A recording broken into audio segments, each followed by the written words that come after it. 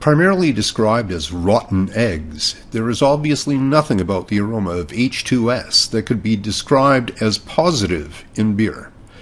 While small amounts of H2S may vanish by swirling the glass of beer, it's probable that some of the compound will be perceivable through the entire glass. H2S is produced by yeast during fermentation as a byproduct of amino acid metabolism. Specifically, sulfur compounds are produced when yeast is manufacturing methionine and cysteine. H2S can also be produced by wort and beer spoilage organisms, particularly gram-negative bacteria such as Zymomonas and enteric bacteria. The best way to ensure low levels of sulfur in your beer is to use healthy, vital yeast. Sufficient aeration or oxygenation of wort prior to yeast pitching is crucial to yeast health. Certain strains of yeast also produce more sulfur than other strains.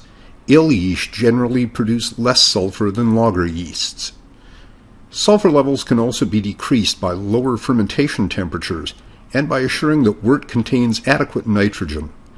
To avoid sulfur contribution from spoilage organisms, breweries must practice appropriate cleaning and sanitizing in all areas of the brewing process.